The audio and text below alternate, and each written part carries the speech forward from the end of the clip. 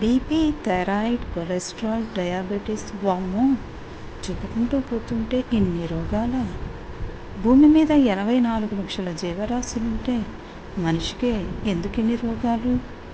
ఎందుకంటే అది వండుకు తినటం లేదు.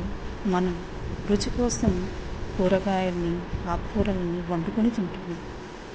మరి ఈ పచ్చివే ఎలా తినేదిరా బాబు అనుకుంటే మా పాప కమ్మటి ఒక సలాడ్ అనేది నేర్పించిందండి. ఇది తింటే రుచికి రుచి, ఆరోగ్యానికి ఆరోగ్యం. మరి ఎలా తయారు చేయాలో చూస్తాము.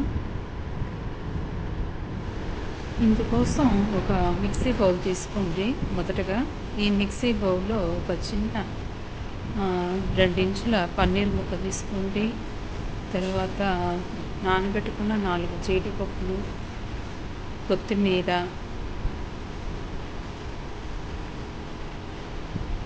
పెరుగు కూడా మీ ఇష్ట ప్రకారం తీసుకోండి. కొద్దిగా ఇది ఎక్కువ అవసరం లేదు, కొద్దిగా తీసుకోండి సరిపోతుంది. పెరుగు, 2 పచ్చిమిరపకాయ ముక్కలు తీసుకొని బాగా మెత్తగా గ్రైండ్ చేసుకోండి. ఈ గ్రైండ్ చేసుకున్న తర్వాత ఇంగ్రీడియంట్స్ ఇవ్వండి.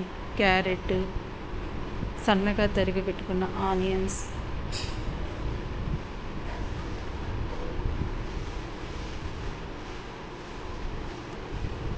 టమాటాలు, ఒక టమాటా తీసుకున్నామండి. ఒక టమాటా సరిపోతుందండి ముగ్గురికి.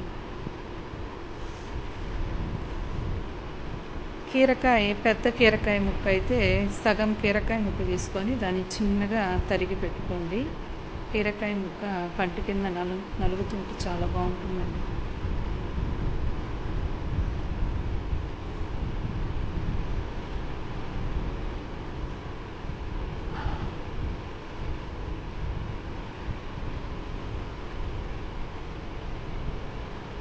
ఇందులో మెయిన్ ఇంగ్రీడియంట్ పెసలు కావచ్చు, బుడ్డ శనగలు కావచ్చు, ఈ పప్పు ధాన్యాలు ఏవైనా తీసుకోవచ్చండి.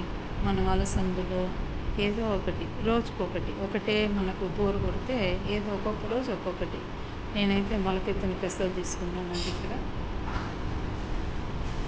తర్వాత పండ్లల్లో ఏదో ఒకటి, మీరు యాపిల్ కావచ్చు, నేనైతే దానిమ్మ వేస్తున్నాను, డ్రాగన్ ఫ్రూట్, అన్నీ ఏవైనా కూడా చిన్న చిన్నగా తరిగి ఇట్లా కలుపుకోండి. చాలా బాగుంటుంది తినడానికి. పచ్చివాసన అస్సలు తెలియదండి. తర్వాత మనం గ్రైండ్ చేసి పెట్టుకున్న ఈ ఈ పేస్ట్ కలిపిన తర్వాత ఇలా ఉంటుందండి చూడడానికి. సలాడ్ దీంట్లో అన్ని రకాలు ఉన్నాయి కాబట్టి చాలా రుచిగా ఉంటుంది. ఆరోగ్యం ఉంటుంది.